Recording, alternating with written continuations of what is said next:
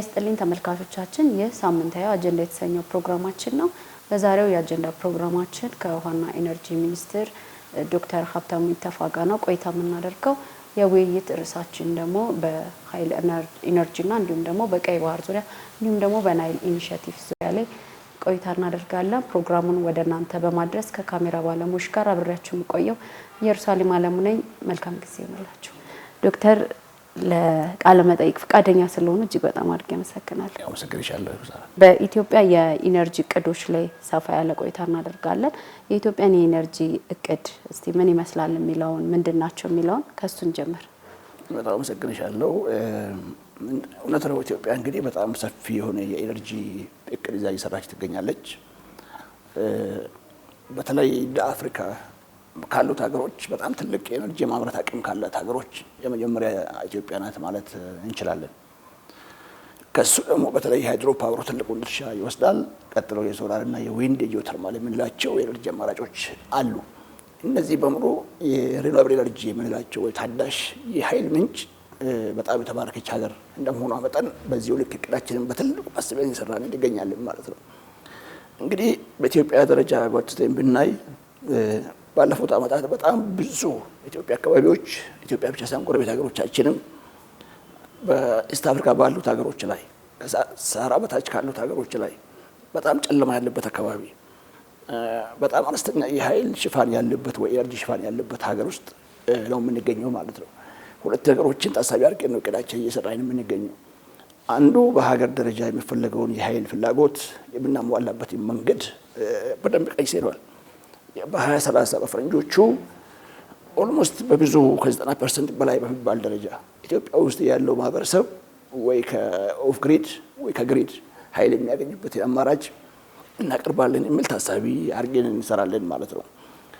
ሁለተኛው ይሄን ኤነርጂ ስንሰራ ታሳቢ ደግሞ የምናደርጋቸው ጉዳዮች እነዚህ የምናመጣቸው ኤነርጂዎች በካይ ያልሆኑ አካባቢን የማይበክሉ በዓለም ላይ ተቀባይነት ያላቸው ኤነርጂ አማራጮችን ቅድሚያ ሰጥተን እንሰራባቸዋለን። ሶስተኛውና በትልቁ ደግሞ ከጎረቤት ሀገሮቻችን ጋር በተለይ ከቀጠናው ትስስር ጋር በተገናኙ ስራዎቻችን እንዴት አድርገን ድርሻችንን እንወጣ እንደምንችል ታሳቢ አድርገን እየሰራን እንገኛለን። እንደዚህ አድርገን ትልቁ ስራችን የማመንጨት አቅማችንን ማዳበር ነው። የማመንጨት አቅም ማለት ጄኔሬሽን ካፓሲቲ ማለት ነው። በተለይ ግድቦችን መገንባት ነው። እንደምናስታውስ ባለፈው መስከረም ላይ መግቢያ ላይ የተመረቀው ህዳሴ ግድባችን ኢትዮጵያ በሰፊው አሰራባቸው ከነበሩ ፕሮጀክቶች አንዱ ነው። ትልቁ ሜጋ ፕሮጀክታችን ማለት ነው። ይሄ ትልቁ ድርሻ ይዞ የሚመጣው ኃይል ማመንጨት ከቻል አቅሙን ከፈጠርን ኃይል ማመንጨት ከቻል ወደፊት በሚኖረን የተለያዩ የኃይል ትስስሮችን በምንሰራበት ሰዓት ቋቱ አለ ማለት ነው። አንዱ እሱ ነው። ሁለተኛው በግንባታ ላይ ያለውና ከ7% በላይ ደርሶ ያለው የኮይሻ ፕሮጀክት ነው። እሱ በጣም ትልቅ ፕሮጀክት የሚባል በጊቤ ወንዝ ላይ የምንሰራው ፕሮጀክታችን የዚህ እቅድ አካል ነው ማለት ነው። ከሱ ባሻገር በተለያዩ ቦታዎች ላይ በሶላር ላይ የምንሰራቸው ስራዎች አሉ። በዊንድ ላይ የምንሰራቸው ስራዎች አሉ። በዊንድ ከምንሰራቸው የአይሻ ንፋስ ማመንጫ ፕሮጀክት የሚባለው ወደ ሶማሌ ክልል በጣም ጥሩ አፈጻጸም ላይ የሚገኝ ፕሮጀክቶች አሉን። በፀሐይም በሌሎችም በዛው ልክ የምናያቸው አሉ ማለት ነው። አሰላ ላይም ተመሳሳይ በነፋስ ኃይል የምንሰራ ፕሮጀክቶች አሉ። እነዚህ ፕሮጀክቶቻችን ተደምረው በቀጣይ ኢትዮጵያ እስከ 2030 በፈረንጆቹ ቅድም ላነሳውልሽ የኤነርጂ ፍላጎት ለማሳካት ራሱን ድርሻ ይወጣል ብለን እየሰራን እንገኛለን። ሌላው ከዚህ ጋር የሚያያዝና በጣም ወሳኙ ጉዳይ የማመንጨት ብቻ ሳይሆን የማሰራጫ መስመሮችን በተለይ ዲስትሪቢዩሽን ላይ የምንላቸው እነዚህንም በጣም ብዙ ሺህ ኪሎ ሜትር ለመስራት በእቅድ ይዘናል። እሱ እየተሰራ ይገኛል ማለት ነው። ስለዚህ እነዚህ በሙሉ ካየናቸው በቀጣይ ዓመታት የኢትዮጵያውያን ሕይወት መለወጥ የሚችል ትልቅ የፕሮጀክቶቻችን አፈጻጸም እያየን የምንሄድባቸው ስራዎችን ኤነርጂ ደግሞ ባክቦን እንደመሆኑ መጠን በሱ ላይ እየሰራን እንገኛለን። ከግብርና ወደ ኢንዱስትሪ ለምናደርገው ሽግግር ትልቁን ድርሻ የሚወስደው ኤነርጂ ነው። ስለዚህ ኢትዮጵያ ውስጥ አሁን ባለው አፈጻጸማችን አሁን ተከናወነ ያለው እድገት አሁን በግብርና በምናያቸው ስኬቶች በዛ መቀጠል በቂ አይደለም። እሱን ወደ ማኑፋክቸሪንግ መቀየር ያስፈልጋል። እሱን ወደ ሲስተም መቀየር ያስፈልጋል። እሱን ለማድረግ ትልቁን ድርሻ የሚወጣው ደግሞ የኃይል አቅርቦታችን ነው። በዛ ደረጃ ደግሞ ስራዎችን ታሳቢ አድርገን በተሰናሰለ መንገድ ኢትዮጵያን ከፍ ለማድረግ እየሰራን እንገኛለን ማለት ነው። ቅዱ መነሻ ምን ነበረ?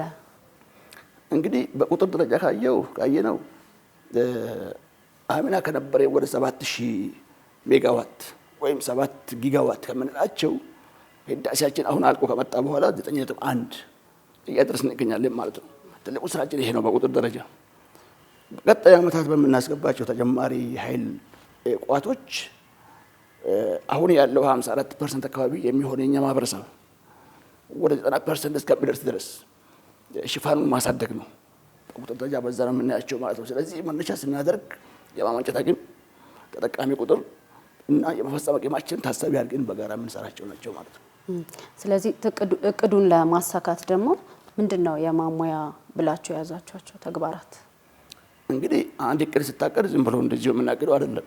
አስቻይ ሁኔታዎች መፈተሽ ያለባቸው የመጀመሪያው ጉዳይ ተቋም መኖሩ ነው። ለምሳሌ ኢትዮጵያ ኤሌክትሪክ ፓወር የሚባል ተቋም እጅግ በጣም ብዙ ዘመን ውጤታማ ስራዎችን ሰርቶ የመጣና ልምድ ያካበተ ተቋም ነው።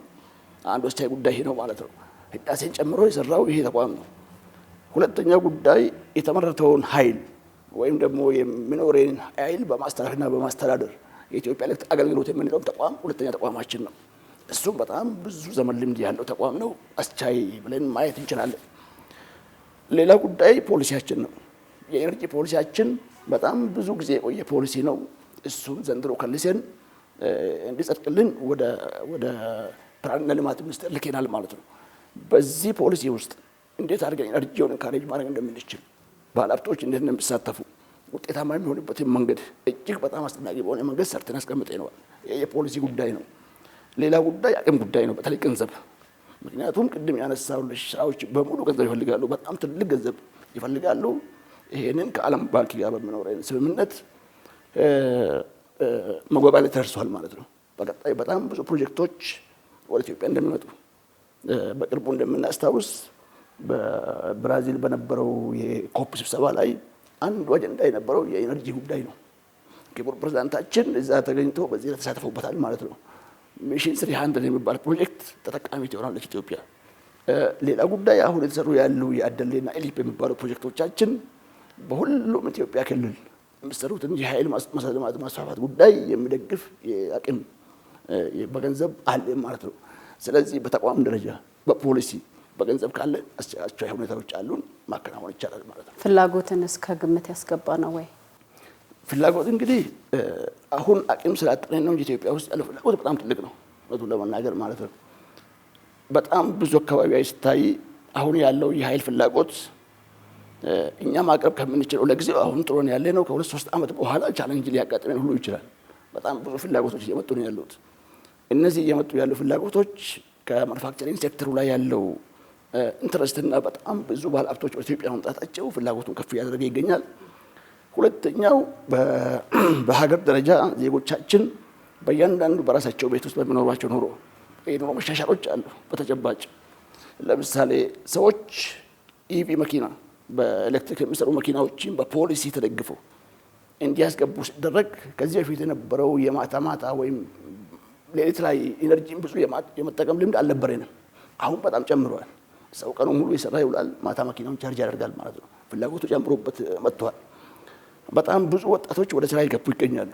አነስተኛና ጥቃቅን ኢንተርፕራይዞች በሌላም ስራዎች በምንላቸው ደረጃ እየመጣ ያለው የሰው ልጅ የሰዎች ሞቢላይዜሽን፣ የሀብት ስብስብ፣ የኢንቨስትመንት ጉዳይ ደምረን ካየን ኢነርጂ ፍላጎቱ በጣም በትልቁ አለ። በዚህ ደረጃም ተካቶበታል ማለት ነው። ስለዚህ የምናቀርበውና የሚፈለገው የኢነርጂ ሰፕላይና ዲማንድ ባላንሱን ጠብቆ በዛ በቀዳችን ውስጥ ተካተዋል። በዛ ልክ ነው የምንሰራው ማለት ነው። የኢትዮጵያ የኒውክሌር ግንባታ ቅድስ ምንድነው? እሱን ነገር ቢገልጹልን እስቲ። በተለይም ደግሞ ሁሉንም አይነት የኢነርጂ ወይም የኃይል ከማካተት አንፃር አንድ ማንኛውም ሀገር ስለ ኢነርጂ ልማት ስናስብ በጣም ዘርፈ ብዙ ማሰብ አለብን። እኛ በጣም ትልቅ ፖቴንሻል ያለንባቸው የሃይድሮ ፓወር፣ የሶላር፣ የዊንድ ብቻ ሳይሆን በኒውክሌርም ትልቅ አቅም አለ ማለት ነው። እሱም በቅርቡ እንደሰማሽው በሀገር ደረጃ አዋጅ ወጥቶለት ተቋም ተቋቁሞለታል። ያ ተቋም እሱን ስራ ይሰራ ይገኛል ማለት ነው። ኢትዮጵያ ትልቁ የኒውክሌር ፍላጎት ሰላማዊ በሆነ ስራዎች ለምርምር፣ ለጤና፣ ለሳይንስና ቴክኖሎጂና ለኃይል ማቅረብ ስራዎች የምንጠቀምበት ነው። ትልቅ ይገዛም ይሆናል ብለን እናምናለን ማለት ነው። ለዛም ነው እንደ ሀገር በትልቁ አንዱ የኒውክሌር ኮንሰፕትን ኢንትሮዱስ ሲደረግ የተለያዩ የኤነርጂ አማራጮችን ብናሰባጥር አሁን ባለው የሃይድሮ ፓወር ብቻ ሳይሆን ሲምጥሩን ብናስተካክል ሌሎቹም ወደ ሲስተም ቢገቡ በጣም ተጠቃሚ ማድረግ ስለሚችል ኒውክሌር ከሱ አካል አንዱ ነው። በጣም ሰላማዊ ለሆነ ስራ ኤነርጂያችን ለማበልጸግ ለመጠቀም ከኛም አልፎ ጎረቤቶቻችን ጋር ለማያዝ ጭምር ስለሚጠቅም በዛ ልክ ነው የምሰራው እሱ። መልካም። እንደው ለዚሁ ተቋም አዲስ ለተቋቋመው የኒውክሌር ግንባታ ላይ ለሚሰራው ተቋም የውሃና ኢነርጂ ሚኒስቴር ምንድነው የሚያግዘው ነገር? እንግዲህ ይሄ ተቋም ከአንድ ተቋም ብቻ ሳይሆን በጣም ከብዙ ተቋማት ጋር በጋራ ይሰራል። አንዱ እኛ ተቋም ነው በትልቁ ማለት ነው። ሁለት ስራዎች ላይ እንሰራለን ብዬ አምናለሁ። ስለ ኒውክሌር ስናስብ ኮንሰፕቱ ራሱ ለማምጣት አንዱ ኃይል ማቅረብ ያስፈልገናል። ምክንያቱም በጣም ቴክኖሎጂዎችን ስለሚጠቀሙ በጣም ብዙ ስራዎችን ስለሚሰሩበት አንድ በዛ ልክ ነው የምናሪ። ሁለተኛው ቅድም ያነሳሁልሽ የፖሊሲያችን ጉዳይም አካቶታል። አንዱ የኢትዮጵያ የኃይል አማራጭ የኒውክሌር አማራጭ እንዳለን በፖሊሲያችን ውስጥ አለ ማለት ነው። ስለዚህ ኢትዮጵያ ውስጥ ያለው የኤነርጂ ፖሊሲ ለዚህ ተቋም ትልቅ ግብዓት ይሆናል። እሱ አልፎ በኦፕሬሽን ደረጃ በቀጣይ ለምንሰራቸው ስራዎችም በጋራ በቅንጅት እንሰራለን። በቀጣይም በሚኖሩ ስብሰባዎች አሁንም የጀመርናቸው ስራዎች አሉ ማለት ነው። እንግዲህ ከእናንተ ተቋም ጋር ሌላው የሚያያዘው ደግሞ የኤሌክትሪክ አገልግሎት ነውና የኤሌክትሪክ መስመሮች ላይ መቆራረጦች እንዲሁም የተለያዩ ችግሮች ይነሳሉ። ችግሮቹ ምንድን ናቸው? መፍትሄውስ አብረው ቢጠቁሙን። እንደው ችግሮቹ ሁለት ናቸው በጣም ባጭሩ። አንዱ የተፈጥሮ የምንላቸው ችግሮች አሉ። ይሄ ማለት ምን ማለት ነው? የተፈጥሮ ካል እዛ አካባቢ ያሉ የተከሉ ፖሎቻችን ሳይታሰብ መሬት መንሸራተት ሲያጋጥም ሳይታሰብ ከባድ ዝናብ ሲዘንብ ይወድቁብናል ማለት ነው። ይሄ በተፈጥሮ የመጣ ጉዳይ ነው። ሁለተኛ ጉዳይ ሰው ሰራሽ ነው። ሰዎች በጣም ህገወጥ ለሆኑ ልምምዶች የኤሌክትሪክ ተሸካሚ መስመሮችን ይቆርጣሉ፣ ይጥላሉ። ከሱ ጋር ተያይዞ አንዳንድ ቦታ ላይ የዛፍ አለግባብ ከኤሌክትሪክ መስመር ጋር መገናኘት በከተሞቻችንም ጭምር እንደምናይ በጣም ያረጁ ፖሎችን ለመቀየር ፈቃደኛ አለመሆንና አለመታየት፣ አለመተባበር ሰው ሰራሽ የምንላቸው ስራዎች እዚህ ውስጥ ይካተታሉ። መፍትሄው መሆን ያለበት የተፈጥሮ ጉዳይ ቀደም ብሎ ፎርከስ ማድረግ ይፈልጋል፣ በተሞይ ማድረግ ያስፈልጋል ማለት ነው። መቼ ነው እዛ አካባቢ ያለው የመሬት መንሸራተት ሊያጋጥመን የሚችለው? ከባድ ዝናብ ከመጣ ምን ማለት ነው? እንዴት ነው የምንወጣው የሚለውን ነገር በየጊዜው በሚኖሩ ፎረሞች ላይ በጋራ ይሰራበታል። እሱ በዛ ልክ ይታያል። ሰው ሰራሹ ግን በጣም ክሪቲካል ጉዳይ ነው። ሰዎች ይሄ መስመር ከየትም ቦታ አቋርጦ ሌላ ሀገር የሚሄደው ኤሌክትሪክ ተሸካሚ መስመር ኢትዮጵያውያን ሀብት ነው። ሲዘረፍ ሲሰረቅ ህገወጥ ስራዎች ሲሰሩባቸው ዝም ብሎ ማየት አለባቸው። ሁሉም ሰው የኔ ነው ብሎ ስለሱ ጉዳይ መታገጥ አለበት። ከተቋሙ በላይ ከመንግስት በላይ ህዝቡ መጠበቅም ያስፈልጋል ማለት ነው። ሌላው ጉዳይ የአቅም ጉዳይ ሊሆንብን ይችላል። እነዛ ፖሎች በእንጨት ተከሉባቸው ቦታዎች አሉ፣ በምስጥ የሚበሉ በቀላሉ የሚወድቁ የዛፍ ፖሎች አሉ፣ እንጨቶች። እነሱ መተካት አለባቸው። ብረት በሆኑ ነገሮች ብትኩ አሁን የምናላቸውን ችግርም በተወሰነ ደረጃ መቀነስ ይችላሉ ማለት ነው። ከሁሉ በላይ ግን ኦነርሺፕ እጅግ አስፈላጊነት አለው። ሁሉም ዜጋ የኢትዮጵያ ውስጥ ያለው ኤሌክትሪክ መስመር ከህዳሴ ወጥቶ ወደ ኬንያ የሚሄደው ኢትዮጵያውያን ሀብት ነው። ወይም ከዚህ ከዋና ቋት አልፎ ወደ አሶሳ የሚሄደው፣ ወደ ጅግጅጋ የሚሄደው፣ ወደ ነገሌ ቦረና የሚሄደው፣ ወደ ሞያሌ የሚሄደው፣ ወደ መቀሌ የሚሄደው በሙሉ ለአንዱ ቦታ አልፎ ሲሄድ የሚሰሩ ህገወጥ ስራዎች ከሰው እይታ ውጭ ሆኖ መቀጠል አይችሉም። ማየት አይቀርም። ሰው ለምንድን ነው የሚቆረጠው? ለምንድን ነው የሚዘረፈው? የተዘረፈውን ዕቃ ለምን ይገዛሉ ሰዎቻችን? ይህንን በደንብ መታገል ያስፈልጋል። በዛ ደረጃ መውሰድ ጥሩ ይሆናል። ከመንግስት ደግሞ የሚጠበቁ ስራዎችም አሉ። በተለይ ግንዛቤ ማስጨበጥ። አሁን በሚዲያ እንደምናወራው ጉዳይ ሁሉም ሰው ይሄ ጉዳይ የኔ ነው ብሎ መቀበል መቻል ያስፈልጋል ማለት ነው። ይሄንን አይተሽ እንደሆነ በተለያየ ጊዜ ኢትዮጵያ ኤሌክትሪክ አገልግሎት በሚዲያም በማስታወቂያም ይሰራበታል ማለት ነው።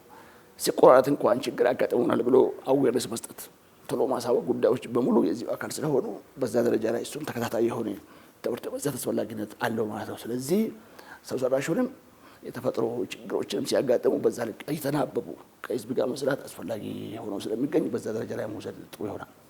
መልካም ተመልካቾቻችን፣ እየተከታተላችሁት የሚገኘው ሳምንታዊ አጀንዳ የተሰኘ ፕሮግራማችን ነው። በዛሬው የአጀንዳ ፕሮግራማችን ደግሞ እንግዳችን የውሃና ኢነርጂ ሚኒስትር የሆኑት ዶክተር ኢንጂነር ሀብታሙ ኢተፋ ናቸው። ርዕሰ ጉዳያችን ደግሞ በኢነርጂ ኃይል እንዲሁም በቀይ ባህር እንዲሁም በናይል ኢኒሼቲቭ ጉዳዮች ላይ ውይይት እያደረግን ነው። እዚህ ቢሮአቸው ነው የምንገኘው። አብራችሁን ስለሆናችሁ ደስ ይለናል።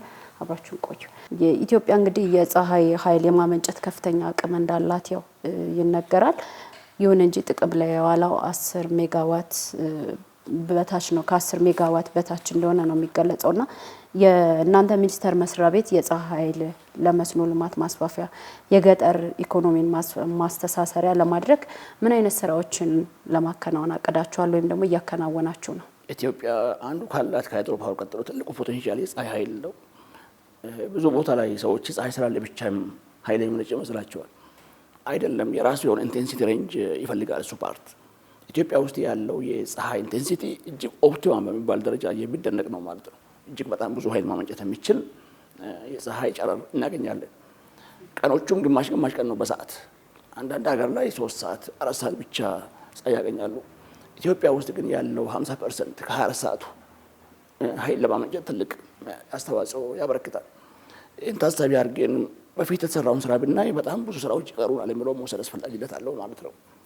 ወደ 10 ሜጋዋት የማይበልጥ ነው እኛ ያለን እስካሁን እያመረትን የምንጠቀምባቸው ማለት ነው። ከ10 ሺህ ማለት ነው። እነዚህም በሙሉ በደንብ ከፍ ለማድረግ ካስፈለገን የተለያየ ኦፕሽኖችን በመፍጠር በተለያየ አጋጣሚ በመፍጠር የግሉ ሴክተር ተሳታፊ እንዲሆን ላይ ትልቅ ስራዎች እየተሰራ ይገኛል። በዚህ ዓመት ላይ በተለይ 2018 ላይ ወደ 29 ለማሳደግ ነው አሁን እያመረትን ያለነውን ወደ 10 ሜጋዋት ያለውን ወደ 29 ሜጋዋት ከሶላር ኤነርጂ ማምረት ከቻል በጣም ብዙ ለውጥ ማምጣት እንችላለን። ይሄም በተለይ ተበታትኖ ያለው እኛ ማህበረሰብ ከዋና ግሪ ውጭ የሆኑ ሰዎች ፍትሃዊ ተደራሽነት ከማረጋገጥ አኳያ እነሱም ለመድረስ በገጠር ያሉ ቀበሌዎችን ለመስራት ትልቁ ድርሻችን የምንሰራበት አንዱ ኮንሰፕት ነው። በተለይ በሶላር ላይ እንግዲህ በዚህ ቦታ ላይ ሶላርን ካቀረብን 2 ስራዎችን ተከትለው ይመጣሉ። አንደኛው መጠጥ ውሃ ፕሮጀክቶች ናቸው። ሁለተኛው መስኖ ነው፣ ቅድም ያነሳሽልኝ ማለት ነው። በእያንዳንዱ ሰፈር ላይ ወይም በተወሰነ አርሶ አደር መንደር ላይ ሶላርን ማቅረብ ከቻል እዛ አካባቢ ያለው ማህበረሰብ መጠጥ ውሃ ማግኘት ይችላል። ምክንያቱም ጉድጓድ ውሃ አውጥተን ወይ ከወንዝ ውሃ ጠልፈን ወደ ሰፈር ለማስገባት የመጀመሪያው ስራ የሚፈልገው ይሄ ነርጂ ስለሆነ፣ ሁለተኛው መስኖም ለማስፋፋት ካስፈለገ የጉድጓድ ውሃ መጠቀም ያስፈልጋል ማለት ነው። ለዚህም አንድ ማሳያ የሚሆን ቆየን ከጀመርነው ይሄ ድሪም የሚባል ፕሮጀክት፣ ድሪም ማለት ዲስትሪቢዩትድ ሪኒውዌብል ኢነርጂ ፎር አግሪካልቸራል ፕሮዳክቲቪቲ የሚል ፕሮጀክቶችን ከ3 ዓመት በፊት ተቀርጾ ወደ ስራ ሲገባ ጉድጓድ ውሃን በመጠቀም በሶላር በማውጣት እዛ አካባቢ የግሉ ሴክተር ወደ ግብርና እንዲገባ እንድና በመስራት ስራዎች እንደ ፓይለት ጀምረናል ማለት ነው። በአማራ ክልል በኦሮሚያና በደቡብና ሲዳማ ክልል ነው ኮንሴፕቱ የተጀመረው። በተለያዩ ምክንያት የአማራና የኦሮሚያ በደንብ አልሄደልንም። በደቡብ ግን ሞርቼ የሚባል አካባቢ ከ40 ሚኒት ትንሽ ራቅ ያለች ቦታ ላይ ጉድጓዶች ቆፍረናል። በጣም ስራ ውስጥ ተገብቷል ማለት ነው። ወደ ሲዳማ ክልልም በዛው ልክ የተጀመረ ይገኛል። እነዚህ በፕሮጀክት ደረጃ የወሰናቸው ናቸው። ከዚህ ግን አልፎ ወደ ልማት የገቡ በጣም ብዙ አነስተኛ መስኖዎች ሶላር ይጠቀማሉ። ሶላር የሚጠቀምባቸው ጉድጓድ ውሃውን ለማውጣትም ወይም ከካናል ውሃው እንዳይበርት ለማድረግ በጋራ የምንሰራቸው ስራዎች አሉ። ከመስኖና ቆላማ ሚኒስቴር ጋር የምናሳካቸው ስራዎች ማለት ነው።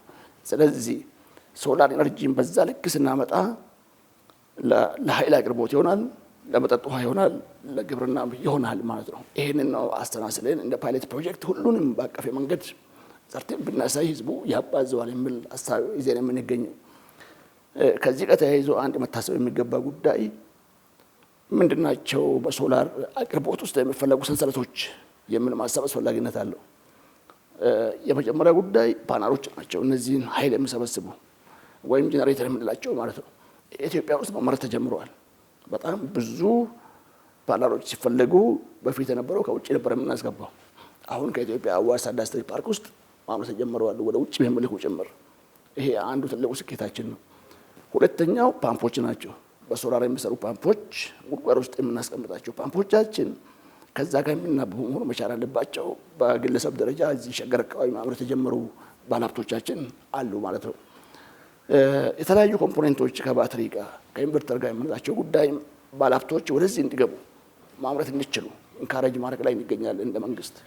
እነዚህ ናቸው እንግዲህ ተደማምሮ ሶላር ጉዳይ ስናወራ ኦኬ እያሳከን ወይስ አይደለም ብለን ካየን በመጀመሪያ ላይ ቢግ ፑሽ በሚባል ደረጃ የሚፈለጉ ኮምፖኔንቶችን በሙሉ እያሟላን ስለመጣን አይ ቲንክ በቀጣይ ግድብ ነገርኩሽን ከ10 ከማይሞላው ሜጋዋት ወደ 29 ማሳደጉ ላይ ትልቅ እምርታ ማሳየት ጀምረናል። እሱ ወደ ግብርናም ወደ መጠጥ ውሃም በመውሰድ የሶላር ተጠቃሚነትን በዛ ልክ ማባዛት ይቻላል ማለት ነው። እጅግ ዝቃሪን ካየን ደግሞ ገጠር የትም ቦታ ኢትዮጵያ ውስጥ ብትሄጂ ሰው ለምዶታል።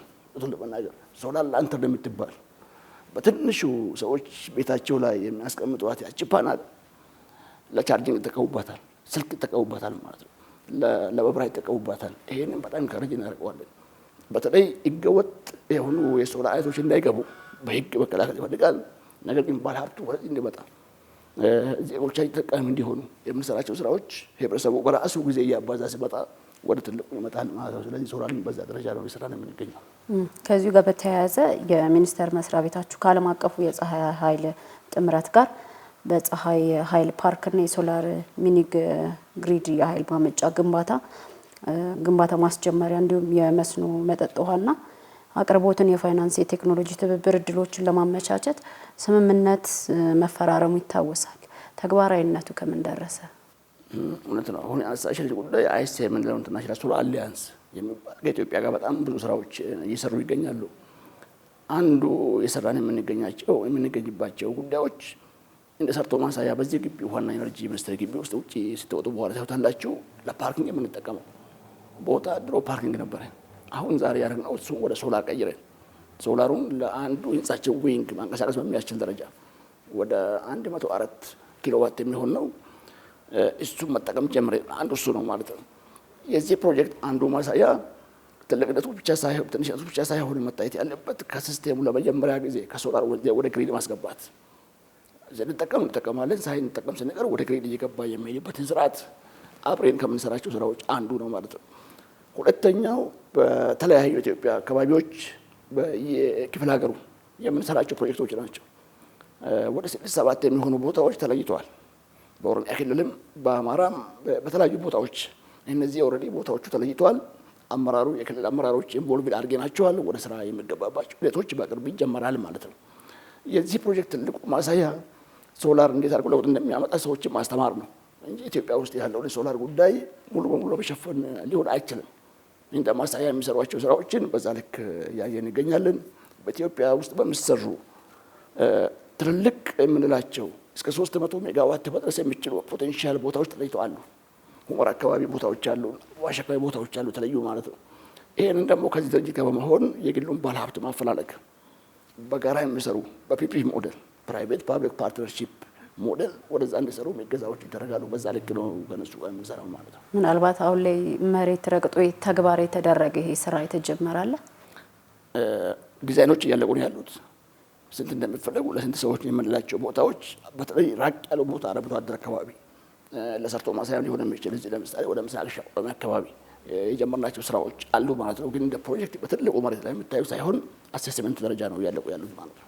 መልካም። እስቲ ወደ ቀይ ባህር እንምጣና እንግዲህ ጠቅላይ ሚኒስትር አብይ አህመድ በህዝብ ተወካዮች ምክር ቤት ጭምር የኢትዮጵያ የቀይ ባህር በቀጠናው ላይ ተጠቃሚነቷን ማረጋገጥ አለባት የሚል ነገር አንስተዋል።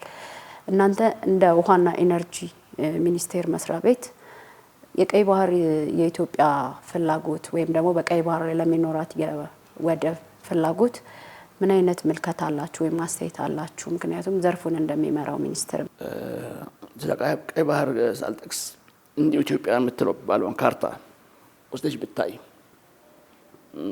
አንብበሽም ሊሆን ይችላል። ያንን መጽሐፍ አድማጮቻችን አንብቦ ሊሆን ይችላል። የሁለት ውሃዎች ወግ የሚል መጽሐፍ ላይ ኢትዮጵያን በጣም በአንድም በሌላ መንገድ ቻሌንጅ ሲያደርግ የነበረው ጉዳይ አቀማመጧ ነው። አንዱ አባይ፣ ሌላው ቀይ ባህር ነው። አባይ ከኢትዮጵያ እየወጣ ኢትዮጵያውያን እንዳይጠቀሙ ለማድረግ በጣም በረጅም ዓመት ታስቦበት በተሰራው ተንኮልና ሴራ ውሃችን እንደፈለገ ይሄድ ነበር። ህዳሴ እሱን ታቀይሯል። ህዳሴ በመገንባታችን ከሁለት ውሃዎች ወግ አንደኛውን ወግ ወደ መስመር አስገብተናል ማለት ነው። ከኢትዮጵያ እየመጣ ከኢትዮጵያ የሚመነጨውን ውሃ እንዳንጠቀም ሲደረግ የነበረው ክፋትና ተንኮሎችን በስርዓት ባለው መንገድ ኢትዮጵያ መቀየር ችላለች። አንድ ስራ ማለት ነው። የቀይ ባህርም በዛው ልክ ማሰብ ያስፈልጋል ማለት ነው። ኢትዮጵያ በ40 እና 60 ኪሎ ሜትር በማይሞላ ርቀት ላይ ቁጭ ብላ የባህር በር የሌላት ሀገር ስትሆን በጣም አንፌር በሆነ መንገድ ኢፍትሃዊ በሆነ መንገድ ባህር በሯን እንድታጣ ተደርጓል የሚል እናምናለን። የሁሉም ኢትዮጵያውያን እምነትም ነው።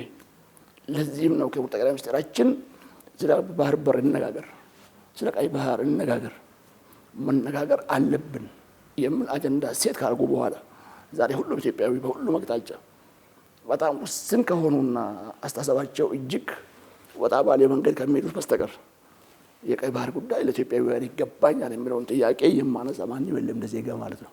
እንደ ተቋምም በዚህ ልክ ነው እኛ የምንሰራው ስራዎቻችን። ይሄን ስናደርግ ግን ስርዓት ባለው መንገድ ህዝቡን በአቀራረቤና በጋራ ተጠቃሚነት በሆነ መንገድ ሰላማዊ በሆነ መንገድ ኢትዮጵያ ባህር በር የማግኘት መብት አላት የሚል ጽኑ እምነት ነው ያለን። በዛም ልክ ነው እየተሰራበት የሚገኘው። ስለዚህ በአባይ በኩል ያመጣ ነው ስኬት በጣም ዲፕሎማሲያዊ በሆነ መንገድ፣ በጣም ንግግር በተሞላበት መንገድ እና ሰላማዊ በሆነ መንገድ በምስራቁም ከደገም የባህር በር ጉዳይ በዛው ልክ መፍትሄ እናገኛለን።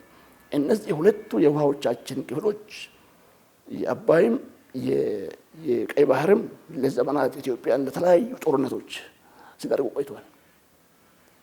ዛሬ አሁን አባይ ላይ እንዳመጣ ነው ስኬት በቀይ ባህር ላይ ስኬት ካመጣ እነዚህ በኢትዮጵያ ውስጥ የሚለኮሱ እሳቶች በሙሉ በእርግጠኝነት እየቀነሱ ይመጣሉ። ለኢትዮጵያ ተጠቃሚነቱን ይዘው ይመጣል ማለት ነው። ስለዚህ በዛ ልክ ነው ይሄ የምታየው የኢትዮጵያን ብሔራዊ ጥቅም ከምናስከብርባቸው አንዱና ወሳኙ መንገዳችን የባህር በር አክሰስ የማግኘት ጉዳይ ለድርድር የምናቀርበው ጉዳይ አይደለም ማለት ነው።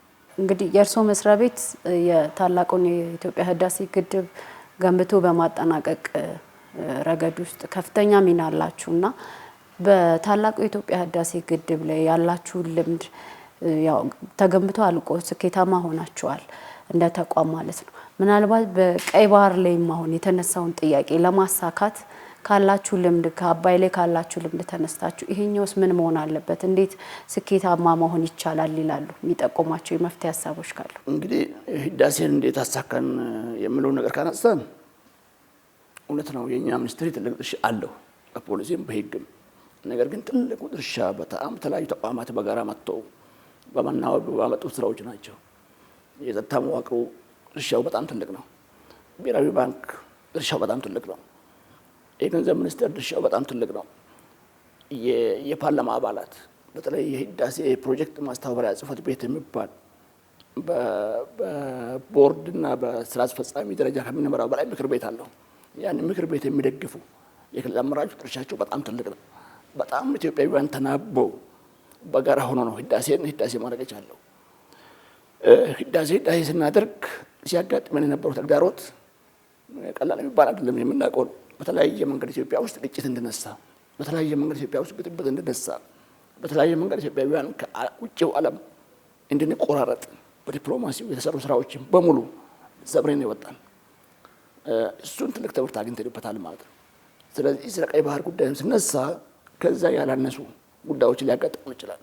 ግን ልምድ አግኝተንበታል። ቅድም እንዳልሽው በጋራ በመስራት በቅንጅት በመስራት በተለይ ደግሞ ህዝቡ ሞባላይዝ ማድረግ አሁን ስለ ቀይ ባህር የማወራ ሰው የለም ለመናገር የተለየ ፖለቲካ አመለካከት የሚኖረው አሁን ካለው መንግስት ጋር በቅሬታም ይኖር ተቃዋሚም ይሁን የተለየ አመለካከት ያለው በሙሉ ኢትዮጵያዊ ይሁን በሙሉ ቀይ ባህር ሲነሳ ሁሉም ሰው እናውቀዋለን በውስጡ የሚሰማው ነገር። ስለዚህ ይሄንን ነው በደንብ አድርገን እንደ እርሾ መጠቀም የሚገባን ማለት ነው። ይሄንን ሞቢላይዝ ማድረግ እጅግ አስፈላጊነት አለው። በትልቁ ግን የመንግስት ኮሚትመንት፣ የፖለቲካል ኮሚትመንት፣ የሊደርሺፕ ኮሚትመንት፣ የአመራር ኮሚትመንት ድርሻው ትልቅ ነው። ለዚህ ነው ክቡር ጠቅላይ ሚኒስትራችን ስለ ቀይ ባህር መነጋገር አለብን የሚል አጀንዳ ሲፈጠር ሁሉም የተከተለው ማለት ነው። ይሄንን ነው ካፒታላይዝ አድርጎ በደንብ መሄድ የሚያስፈልገው። በጋራ መስራት አስፈላጊነት አለው። ከአባይ ይሄኛው የሚለየው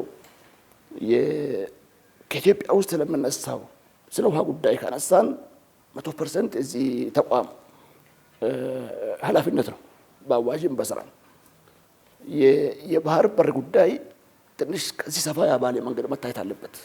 አንዱ በተለይ በሀገራት መካከል በሚኖረው ጉዳይ፣ በውጭ ጉዳይ በኩል በሚሰሩ ስራዎች፣ የጸጥታ ተቋማችን በሚሰሯቸው ስራዎቻችን በተለያየ መንገድ እዚህ ውስጥ እንጌጅ የሚሆኑ የትራንስፖርትና ሎጂስቲክ ሚኒስትሪዎች የሚሳተፉባቸው በጣም ዘርፈ ብዙ ስራዎች ስለሚመለከቱ በዛ ልክ የሚታዩ ይሆናል ማለት ነው። ነገር ግን በጣም እርግጠኛ መሆን የሚገባን ነገር አድማጮቻችንም በዚህ ዘመን ታድለ ህዳሴን ማጠናቀቅ የቻለ ትውልድ ቀይ ባህርን አባቶቻችን ትልቅ ዋጋ ከፈሉበት የባህር በር ለማግኘት ማድረግ የሚገባውን ጉዳይ መናበብ እንዳዛ ውስጥ መሳተፍ አይ ቲንክ ለኛም ትውልድ ነው ብዬ አምናለሁ። ይሄን ሁሉም ሰው በጋራ አድርጎ መሄድ ይፈልጋል። የሚዲያ ኢንጌጅመንት በጣም አስፈላጊነት አለው። ሰላማዊ በሆነ መንገድ ይገባናል። 120-30 ሚሊዮን ማህበረሰብ ይዘን 40 እና 60 ኪሎ ሜትር በማይሞላ ዲስታንስ ውስጥ ባህር በር ላይ ኢትዮጵያ ታፍና እስከ መቼ መኖር የሚቻለው? እኛ ይህን ስናነሳ ከጅቡቲ ያለው ጋር ችግር ኖሮብን አይደለም፣ በቂ ስለማይሆን ጭምር ነው። ከጅቡቲ የምንጠቀመው ወደባችን አሁን ኢትዮጵያ እያመጣች ባለችው የኢኮኖሚ እድገት ከውጭ በምናስገባቸው በምናስወጣቸው በጣም አማራጭ ያስፈልጉናል። እሱ ተደምሮ ነው የባህር በር የማግኘት መብታችን ደግሞ እንዳለ ሆነው በጣም ዘርፈ ብዙ በሆኑ መንገድ ኢትዮጵያን ኢኮኖሚ ሸከም የሚያስችል ደረጃ ላይ መታሰብ ያለበት ሁሉም ይሄን መረዳት አለበት የሚል እምነትም አለን። በዛ ልክ ነው የምንሰራው ማለት ነው። ሌላው የናይል ኢኒሼቲቭ ስምምነት ሰነድ አለ። ምን ያክል ሀገሮች ፈረሙ ወይስ አለቀ ተጠናቀቀ? ከምን ላይ ነው ያለው? 6 ሀገሮች ፈርመዋል። እንደምታውቂው ኦልሬዲ ዓመት ላይ ሆነው ነው እሱ ነገር ህጋዊነቱን ይዞ ሲኤፍኤ ወይም ኮኦፐሬቲቭ ፍሬምወርክ አግሪመንት የሚባለው የናይል ሪቨር ቤዚን ኮሚሽንን መቋቋም ያበሰርንበት ማለት ነው። ትልቅ ስራ ነው የተሰራው። አሁን ያለንበት ደረጃ እዚህ ውስጥ መሳተፍ አለባቸው ብለን የምናስብ ግብፅን ጨምሮ ጊዜ ሰጣቸው አስፈልጎናል። 9 ወር ነበር የባለፈው ተሰጣቸው 9 ወር አሁን በዚህን ጊዜ አልቋል። የመጨረሻ ሪፖርት በሚቀጥለው ቅዳሜና አርብ በሚኖረው ስብሰባ ላይ ይመጣል ማለት ነው።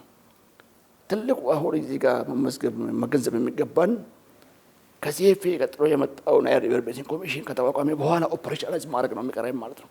እሱን ኦፕሬሽናላይዝ ማድረግ ወደ ስራ ማስገባት ተቋሙ ስራውን እንዲሰራ ሰዎች ተቀጥረውበት ህግ አውጥቶ የራሱን ህግ እየመራ እንዲቀጥል ለማድረግ 6 ሀገሮች በጋራ ስብሰባዎች አድርገናል እያልን እንገኛለን። በቀጣይ እሱን ስራዎች ኢምፕሊመንት እናደርጋለን ማለት ነው። ስለዚህ በዛ ደረጃ ላይ ይገኛል።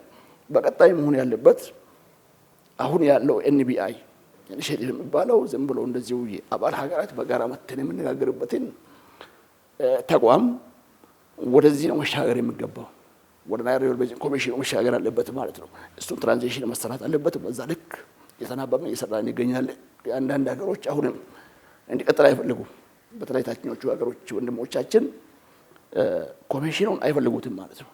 ኮሚሽኑን አላፈለገ ብቻ ሳይሆን እንዳይሰራ ማድረግ፣ ድጋፍ እንዳያገኝ ማድረግ፣ ከውጭው ዓለም ስም በማጥፋት በጣም እኛን ይጎዳል የሚል ዘመቻ በማካሄድ ኮሚሽን ዝም ብሎ ሽባ ኮሚሽን እንዲሆን ስራዎች እየሰሩ ይገኛሉ። በዛ ልክ ግን እኛም መስራት የሚጠበቅበት ስራዎች አሉ።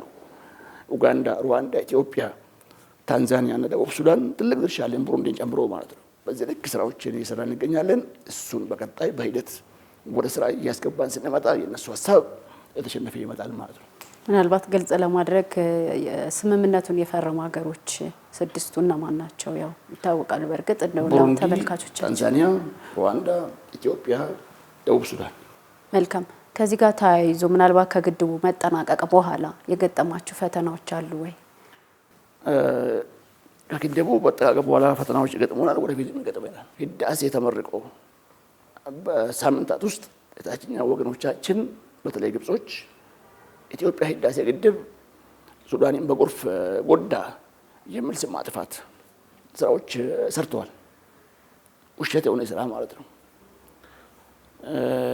በቅርቡ ደግሞ አሁን እየመጣ ያለው በጣም ከሚጠበቀው በላይ ውሃ እየመጣብን ነው የሚል ትርክትም እየፈጠሩ ይገኛሉ። በፊት የነበረው ህዳሴ ሳያልቅ ህዳሴ ውሃ ይዝብናል፣ የኛ የውሃ ዋስትና ጉዳይ ጥያቄ ውስጥ ገባ የሚል ትርክት ነበር ሲያካሂዱ የነበሩት። አሁን የተገላብጦሽ ነው፣ ውሃ በዛብን የሚል ነገሮችን የማድረግ ስራዎች እየተሰሩ ይገኛሉ። ይሄን በተጨባጭ የምናያቸው ናቸው ማለት ነው። አመራሮቻቸው ወጥቶ ስለሚናገሩ በሚዲያ ደረጃ እኛ የምናምነው ህዳሴ ግድብ የተገነባው በኢትዮጵያውያን ሀብት ለዘመናትም አባቶቻችን ሲመኙት የነበረውና ሳይሳካላቸው የቀረውን ታሪካዊ ፕሮጀክት ሰርተን ከጨረስን በኋላ የኢትዮጵያ እናቶች በገጠርም ሆኑ በከተማ ያሉ ሰዎች ተጠቃሚ እንዲሆኑ በመብራት የስራ ዕድል በማግኘት ኢትዮጵያ ለተሻለ የኑሮ የምትመች ሀገር እንድትሆን ለማድረግ ድርሻው ትልቅ ነው ብለን እናምናለን። ለዚህ ነው ከህዳሴ ግድብ የምናገኘው የኃይል ምንጭ በትልቁ ኢትዮጵያን ይለውጣል ብለን የምናምን። ይሄን ደግሞ ስናደርግ በጣም ፕሮፌሽናል በሆነ መንገድ የእውቀት በተሞላበት መንገድ ነው ግድቡን የምንመራው፣ ግድቡን የምናስተዳድረው። ከምን አስተዳድርባቸው አንዱ ጉዳይ የፍሰት መጠን ነው። ኃይል ጀነሬት ካረገ በኋላ ለታችኞቹ ሀገሮች የሚሄደው ውሃ መጠን እነሱ በሚሉት ቋንቋ ልክ ሳይሆን የእኛን ጥቅም አስከብረው እነሱንም ጭምር ተጠቃሚ በሚያደርግ መንገድ እየሰራን እንገኛለን። እሱ በዛ ልክ እነሱም መገንዘብ አለባቸው ብዬ አስባለሁ። አንዱ ይሄ ነው ማለት ነው። በተግዳሮት ደረጃ እያየን ያለ ነው። ሌላ በዚህ ልክ እኩልን ባይመጣ ቅድም ባልኩት ልክ ኤንቢአይ እና ናይል ሪቨር ቤዚን ኮሚሽን ተግባራዊ እንዳይሆን በተለያየ መንገድ የሚያራምዷቸው አሉታዊ የሆኑ ስም ማጥፋቶች ወይም ዘመቻዎች በዛም በዚህም ሆኖ ጠባሳ አለው የራሱ ነገሮችን ይዞ ሊመጣ የሚችልበት አጋጣሚ ያሳያል ማለት ነው። ለምሳሌ ኤንቢአይን ሲያግዙ የነበሩ ሀገሮች አሁን የሚያነሷቸው ጥያቄዎች ተስማሙ የብል ጥያቄ ያነሳሉ። እኛ መቼ እንስማማማል ለመስማት ዝግጁ ነን።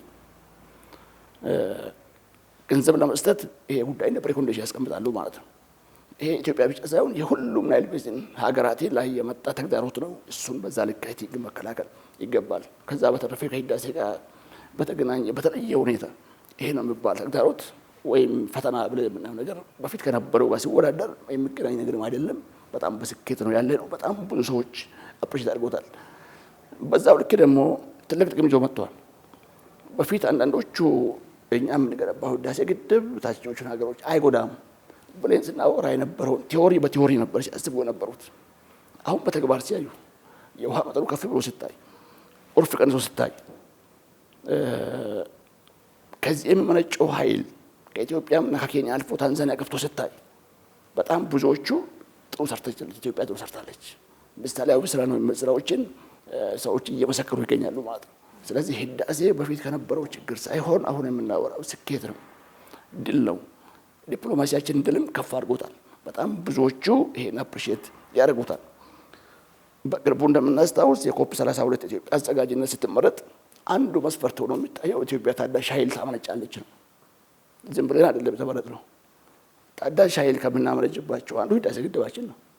ዓለም ላይ ትክክል መሆኑን አንዱ ማሳያችን ነው ማለት። ስለዚህ በጣም ብዙ ሰዎች እንዲህ ይላሉ ብቻ ሳይሆን በተጨባጭ ዓለም እየመሰከረ ያለው ህዳሴ ግድብ ያመጣው ትሩፋት ነው ልሽ ይችላል። መብራት አጠቃቀም አሁን ላይ የኤሌክትሪክ ከቀድሞ በተሻለ ከተማ ውስጥ እንዳለ ነው አንዳንድ ማህበረሰብ ክፍሎች የሚናገሩት። በጣም በፊት የሚጠፋባቸው አካባቢዎች ላይ አሁን ላይ መሻሻል እንዳለ ይናገራሉ። ውሃ ላይ ግን አሁንም በፈረቃ ነው። እሱ ነገር መቼ ነው የሚቀረፈው? ሁለት ነገር መገንዘብ ያስፈልገናል። ለምንድን ነው በፈረቃ ይሆናል የሚለው ነገር ለምሳሌ ውሃን ስፔሲፊካሊ ካመጣን ኢትዮጵያ ውስጥ ገጠሩን ተይው አይናችን የሚያው አዲስ አበባ በሁሉም ቤቶች ላይ ሮቶ ያጣሰዋል እንዴ? ምንድነው ችግሩ? ሰዎች ከቧንቧ ውስጥ መቀመጥ የነበረበትን ውሃ ተሻምቶ ይቀዱና ያስቀምጣሉ። ሳምንቱን ሙሉ ይጠቀማል ሰው። አሁን ከቧንቧ ነው ያልታገኘው እንጂ ከራሱ ሮቶ መቼስ በመኪና አምጥቶ አይደለም የጫነበት። ከራሱ ከገፈርሳ የመጣው ውሃ፣ ከአቃቂ የወጣው ውሃ፣ ከድሬ ግድብ የወጣው ውሃ፣ ከለገዳዲ የወጣው ውሃ ተደማምሮ ነው በሁሉም ቤቶች ደረጃ የምናያቸው ሮቶች በህንጻችን ላይ የምናገኛቸው ሙልት ብሎ የሚቀመጡት። እነዛ ሮቶች ባይኖሩ በቱቦ ውስጥ እና በቧንቧ ውስጥ ቢቀመጥ ኖሮ አይጠፋም። አሁን ምን ችግሩ? ሽሚያ ስላለ ማለት ነው። ከሱ ነው የሚጀምረው። ቤት ውስጥ ያለን የውሃ አስተዳደራችን ሰዎች በራሳቸው ብቻ ጥርጣሬ ስላላቸው ውሃ የተሻሙ ያስቀምጡና የተመረተው ውሃ ጠራቀማል ማለት ነው። ስለዚህ ያለው አማራጭ ምንድን ነው? ይሄንን በፈረቃ ነው የሚያስተዳድሩ ሰዎች ውሃውን የሚያከፋፍሉት።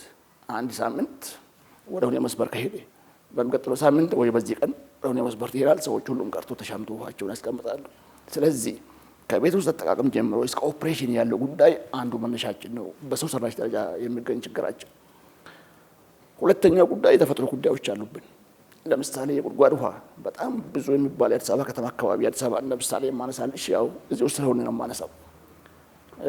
አቃቂ ዌልፊልድ ከሚባል ነው መጣው።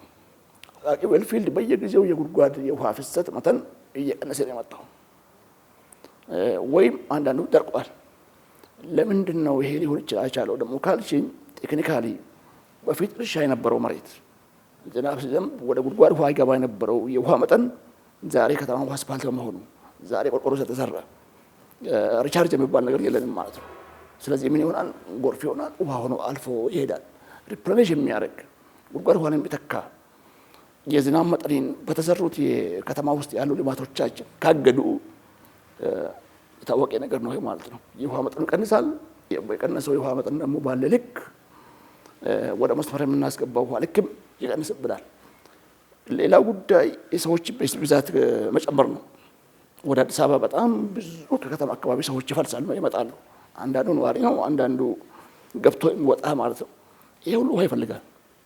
ይሄ ሁሉ ውሃን በጣም ይጠቀማል ማለት ነው። ስለዚህ የዲማንድ መጨመር ከተፈጥሮ ጋር ባለው ጉዳይ የአቅርቦት ችግር ላይ ያለው ጉዳይ ሲስቴሙን ከመምራት ከቤታችን ጀምሮ እስከ ዩቲሊቲ ኃላፊዎች ድረስ ያለው የተሰናስለው የመሰረት ጉዳዮችም ተጨማምሮ አሁን የምናያቸው የውሃ አቅርቦት መዋዠቅን ያስከትላሉ። ቴክኒካሊ መሬት ላይ ማለት ነው። የሚጨምሩልኝ ነገር ካለ አንድ ነገር ግን በጣም ሁሉ ጊዜ መገንዘብ የሚገባ ነገር ሁሌም የምናገረው ነው። ወደፊትም ቢሆን አሁንም እያጋጠመኝ ያለው ኢትዮጵያ በጣም ከጎረቤት ሀገሮቻችን ጋር በውሃ ሀብት ትስስር አላት። አንዳንዶቹ ግን በማይሆን ስም ስላጠፉን ኢትዮጵያ ሌሎቹን ለመጉዳት እንደምትሰራ አድርጎ በጣም የሚዲያ በላይነት ያላቸው ሀገሮች አሉ። ይሄንን በዛ ላይ ሁሉም ሰው መታገል አለበት የሚል ሀሳብ አለኝ። ኤንቢአይን በሚመለከት ናይል ሪቨር ቤዚን ኮሚሽን በሚመለከት ህዳሴ ግድባችን በሚመለከት በቀጣይ የምንገነባቸው ግድቦቻችን በሚመለከት ሊመጡ የሚችሉት ተግዳሮቶች ሊኖሩ ይችላሉ። ይሄንን በዛ ልክ አይ ቲንክ ሁሉም ሰው መገንዘብ አለበት። ከዛ በተረፈ ግን ህዳሴ አሁን ስኬት እንጂ ተግዳሮት ወይም ችግሮች የምናወራበት ዘመን ታሪክ ሆኖ አልፏል የሚል ነው ያለኝ መልእክት። ዶክተር ለሰጡኝ መረጃ እጅግ በጣም አድርጌ አመሰግናለሁ። እኔ አመሰግናለሁ። ተመልካቾቻችን እስካሁን ስትከታተሉት የቆያችሁት ሳምንታዊ አጀንዳ የተሰኘው ፕሮግራማችን ነበረ። በዛሬው አጀንዳ የተሰኘው ፕሮግራማችን እንግዳ ደግሞ የነበሩት የውሃና ኢነርጂ ሚኒስትር ዶክተር ሀብታሙ ኢተፋ ነበሩ።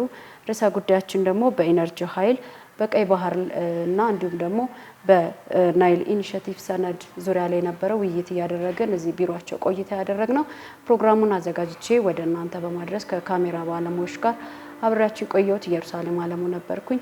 ሳምንት በሌላ እንግዳና በሌላ ርዕሰ ጉዳይ እስከምንገናኝ ድረስ ሰላም ከእናንተ ጋር